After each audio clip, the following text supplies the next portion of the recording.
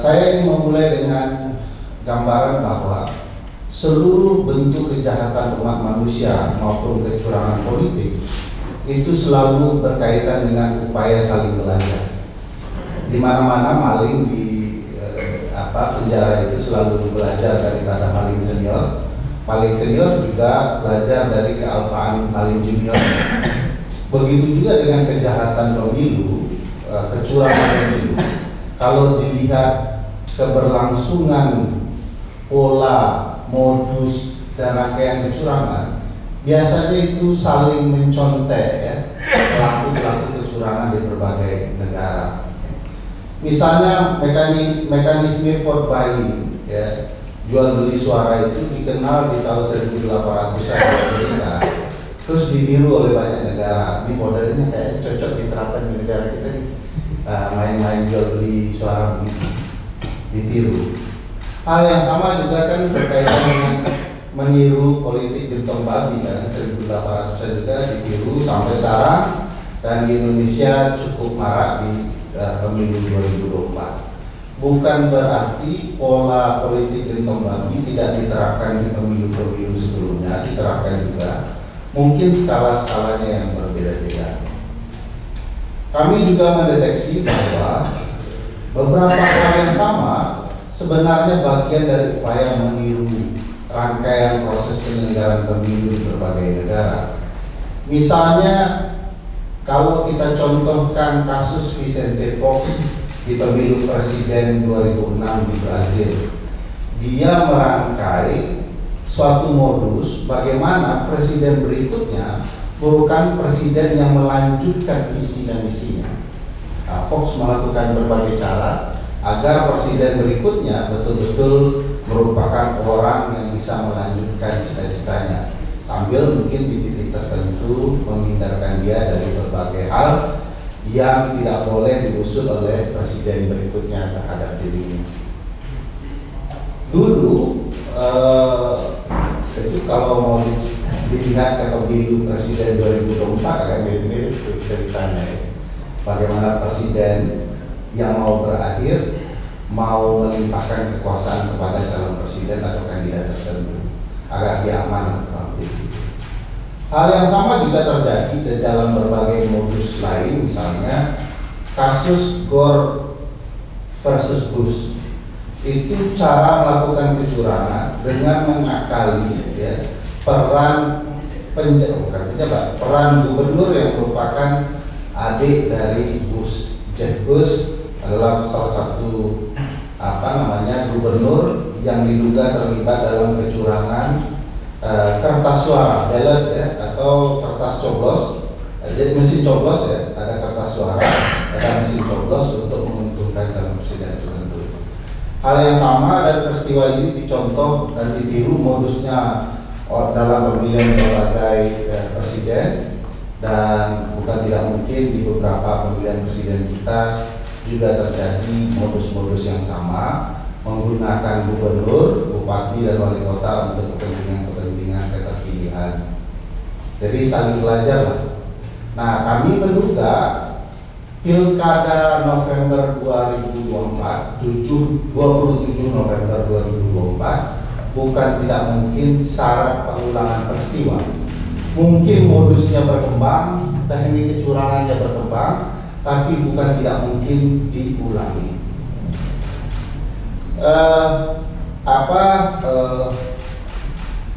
Cara jual beli suara potensial masih berlanjut karena ada tabiat antara peserta dan pemilih kecanduan jual beli suara. Setidak-tidaknya money politics bukanlah tren yang baru di dalam pemilu kita, dan saya meyakini bahkan tren itu jauh lebih kuat dibandingkan pemilu presiden untuk pilkada, karena kedekatan antara calon dan para pemilih. Mereka tahu betul kebutuhan para pemilih dan daerah-daerah yang membutuhkan jual beli suara melalui politik uang. Yang perlu diamati dari berbagai peristiwa yang disampaikan oleh Lavo, Sierra, dan Kavi, bagaimana ini perlu diawasi dari titik awal. Misalnya, ada potensi registrasi ulang pemilih di pilkada akan menjadi permainan kecurangan yang sama. Misalnya mendeteksi mana yang kemudian punya hak pilih, mana yang tidak. Ada penambahan hak pilih di daerah-daerah tertentu. Nah, ini perlu diawasi. Saya sepakat dengan Kavi dan Lafo yang menyinggung tadi soal peran penyelenggara pemilu. Peran penyelenggara pemilu kita sangat-sangat penting untuk memastikan marwah penyelenggaraan pemilu betul-betul berjalan sesuai azas dan prinsip-prinsip penyelenggaraan pemilu. Dan kita ketahui tadi sudah disinggung berbagai kasus mendera penyelenggara pemilu kita.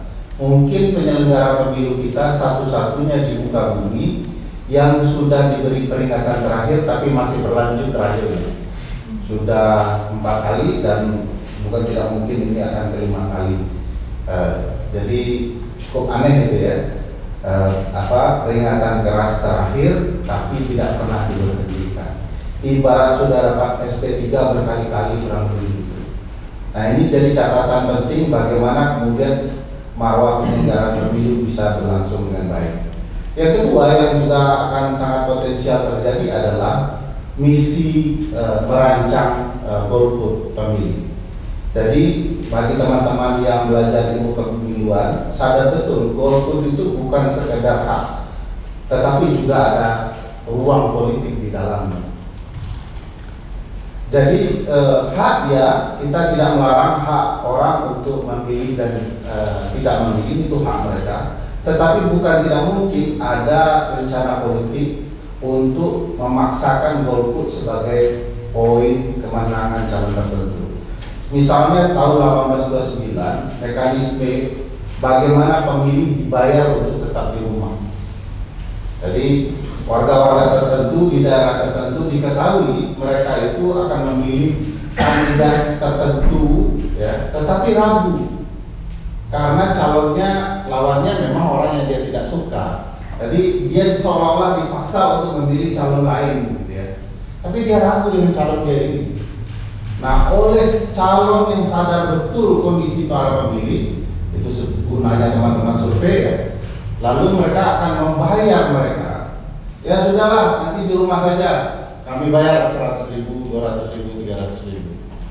Dengan membuat pemilih tertentu tetap tinggal di rumah, maka bukan tidak mungkin mereka akan menjadi strategi untuk memenangkan calon tertentu. Nah, di pemilu 2024 yang lalu ini termasuk bagian yang tidak diteliti mendalam oleh banyak orang.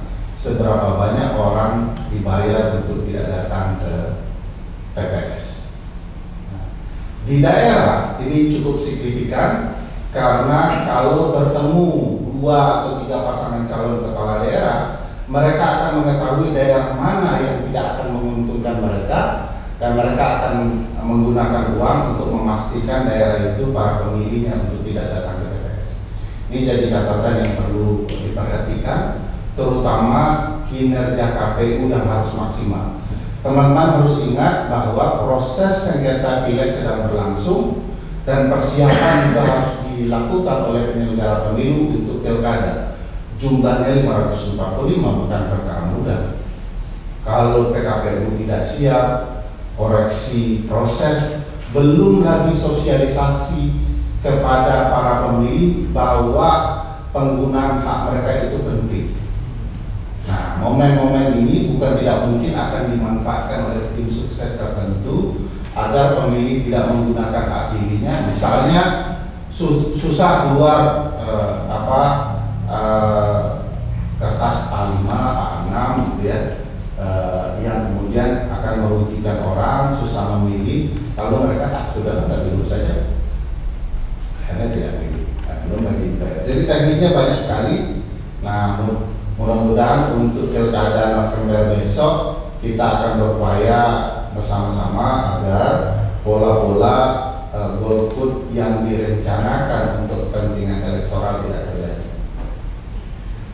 Hal-hal yang sama bukan tidak mungkin juga terjadi di dalam pilkada kita selama persiapan 2024 pilkada ini. Misalnya tadi sudah disinggung peran kepala daerah, kepala desa, ya. Mereka sangat penting dan kita ketahui sebagian besar organisasi kepala desa digerakkan untuk mendukung calon tertentu. Saya ingat kasus yang sangat penting disebut dengan Taman Hall di dalam kepemiluan. Ada satu wilayah di daerah New York namanya Tamani. Ini wilayah tempat orang-orang keturunan Irish yang tinggal di Amerika. Mereka ini sudah 100 tahunan digerakkan sebagai organisasi untuk mendukung calon-calon presiden dan calon partai tertentu. Jadi pendekatannya itu luar biasa, ya, sehingga mereka menjadi mesin untuk memastikan kemenangan calon presiden tertentu. Nah, di kita, ya, di pemilu 2024 kemarin, organisasinya bukan organisasi ras untuk memenangkan calon presiden tertentu, tetapi organisasi struktural pemerintahan terendah yang bernama kepala desa, dibayar dengan motif gratifikasi keberlanjutan jabatan oleh presiden terutama, tentu saja dengan seizin DPR. Itu sebabnya undang-undang pemerintahan desa yang baru jadi, sehingga jabatannya bertambah dengan angka yang signifikan menguntungkan kepala desa. Kepala desa digerakkan sebagai lokomotif di tingkat terendah pemerintahan, yang kita ketahui pemerintahan terendah face to face dengan para pemilih langsung di tingkat bawah di TPS. Jadi persis apa keturunan Irlandia di Amerika, di kota New York terutama, untuk digerakkan memanipulasi publik luas agar kemenangan calon presiden atau kepala daerah tertentu terjadi bagi partai tertentu. Kepala desa juga digerakkan seperti Tamani Hall, itu konsep Tamani Hall atau the son of Tamani yang dikenal dalam kepemiluan. Strategi dan model yang sama saya pastikan dilakukan terhadap kepala desa sebagai kekuatan yang terorganisir untuk memenangkan calon tertentu. Nah, ini juga cukup berbahaya. Berikutnya soal peran kepala daerah.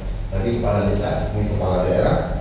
Kepala daerah yang merupakan pejabat sejumlah 198, artinya cukup signifikan digunakan untuk keterpilihan calon-calon politik tertentu di pemilihan kepala daerah, juga akan digunakan menurut hemat saya sebagaimana digunakan di dalam pemilu presiden lalu. Nah, kepala daerah ini didominasi tentu saja ruang geraknya oleh Menteri Dalam Negeri, karena Menteri Dalam Negeri yang menentukan apa saja kewenangannya. Teman-teman perlu ketahui 198 pejabat kepala daerah saat ini diberikan kewenangan yang sama dengan kepala daerah terpilih. Jadi penjabat kepala daerah hari ini punya kewenangan yang sama dengan kepala daerah terpilih, padahal mereka konsepnya pejabat. Lumrahnya dia diberikan pembatasan oleh Menteri Dalam Negeri. Kenapa mereka diberikan kekuasaan penuh? Tentu logika alasan pertama adalah mereka akan menjabat cukup lama sehingga perlu kekuasaan yang signifikan. Tapi di sisi yang lain, kekuasaan yang besar itu mudah digunakan sebagai mesin politik untuk mendukung calon-calon tertentu. Apakah partai yang akan berkuasa, apakah kepala daerah, apakah partai yang berkuasa dengan calon kepala daerahnya, apakah kemudian orang yang paling berkuasa dengan keturunannya melalui dinasti-dinastinya menggunakan peran kepala daerah ini di pemilu kepala daerah pada November nanti. Nah, ini bagi saya kita semua perlu mengawasi. Satu hal yang penting tidak sempat tersampaikan secara baik ke ruang publik adalah peran dari aparat negara yang bernama kepolisian dan militer. Sebagaimana ketentuan undang-undang, militer dan kepolisian wajib netral. Mereka tidak boleh kemudian menggunakan peran konstitusionalnya untuk menjadi alat atau mesin bagi calon-calon tertentu, baik pemilu presiden, pemilu legislatif maupun pemilu kepala daerah. Nah, pemilihan kepala daerah besok ke depan bukan tidak mungkin akan berkaitan dengan misi-misi kepentingan yang sama di pemilu 2024 dengan menggunakan aparat-aparat tertentu untuk memastikan kemenangan calon tertentu. Catatan kami memang tidak banyak unsur dari militer dan kepolisian menjadi penjabat kepala daerah, tetapi peran dan posisi mereka berada di titik-titik sentral yang sangat penting diperebutkan dalam persaingan pilkada menuju November 2024. Misalnya ada penjabat purnawirawan militer yang ditempatkan di Kota Medan yang kemudian diduga akan dijalankan perannya untuk kemudian memenangkan keluarga istana. Ini menjadi catatan modus yang perlu dipertimbangkan dan akan kita pantau selama penyelenggaraan pilkada 2024 nanti. Nah, teman-teman sekalian, modus sebenarnya sudah berkembang. Publik sebenarnya sedang dididik untuk mengetahui modus-modusnya. Sebelumnya politik gentong babi bukan tidak dibicarakan, tetapi untuk pemilu 2024 ini orang sudah mengetahui model politik gentong babi yang ada. KPK termasuk khawatir dengan model politik seperti ini, sehingga setelah pemilu presiden keluar pernyataan KPK untuk adanya pembatasan penggunaan anggaran negara di tahun politik. Waktu itu jaraknya berapa? 3 bulan 4 bulan dari pernyataan Alexander Marwata. Anehnya KPK baru menuju pilkada, tetapi KPK tidak ketika pemilu presiden, entah apa sebabnya. Tetapi ini kita katakan sebagai ruang pendidikan kesadaran baru bagi publik. Publik sudah tahu modusnya dan mudah-mudahan kesadaran seperti ini membangun keinginan publik memantau pilkada kita ke depan. Dan beberapa model-model yang disampaikan oleh teman-teman mudah-mudahan akan dikembangkan untuk kemudian bisa diperhatikan oleh publik bersama. Dan kami juga minta tolong ke teman-teman media bahwa konsen kita tidak hanya di pemilu presiden dan pileg, ada fokus yang juga sangat besar bagaimana demokrasi bisa dipertahankan di daerah kalaupun gagal secara nasional. Sekali lagi kita tentu berharap kepada penyelenggara pemilu yang baik, tetapi ujung dari semua ini kita berharap kepada penjaga demokrasi kita dan konstitusi kita, yaitu Mahkamah Konstitusi. Kemarin menurut catatan kami, Mahkamah belum betul-betul maksimal membuktikan model kecurangan pemilu, yang menurut kami bukan berarti 8 hakim tidak tahu. Hanya 8 hakim, ada 2 penyebab. Satu, mungkin mereka khawatir mempermasalahkan terlalu jauh karena minimnya waktu. Bahkan ada pernyataan hakim di dalam putusannya sangat eksplisit, bukan gentong babi tidak bisa dibuktikan, tetapi tidak cukup waktu selama 14 hari kerja. Jadi bukan gentong babi tidak ada, bukan kecurangan tidak ada, tapi kami tidak cukup waktu. Padahal membuktikan gentong babi tidak harus di waktunya, tetapi di kebijakannya. Jadi pembuktian gentong babi bukan di lapangannya, di prosesnya, tetapi ada atau tidakkah kebijakan penggunaan anggaran negara oleh penyelenggara negara pada tahun politik, pada tahun pemilu untuk keterpilihan mereka lagi. Tinggal dilihat ada nggak peralihan kebijakan APBN, APBD di tahun politik. Kalau sudah terbukti ada kebijakan itu, sudah itu bukti bahwa gentong babi ada. Sebab gentong babi itu, apakah uang itu bisa mengubah atau tidak mengubah keterpilihan, bukan hal yang penting.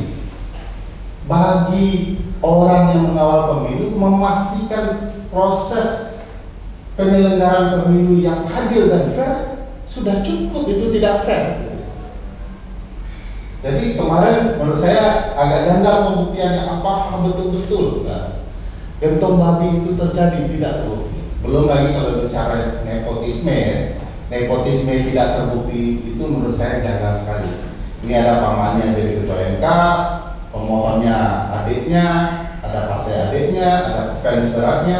Termohonnya adalah DPR dan pemerintah, yang pemerintahnya adalah ayah.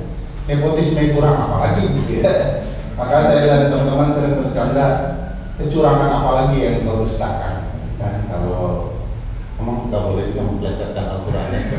Tapi kurang lebih itu menggambarkan bahwa kecurangan sudah di depan mata, tinggal kejujuran dan keberanian untuk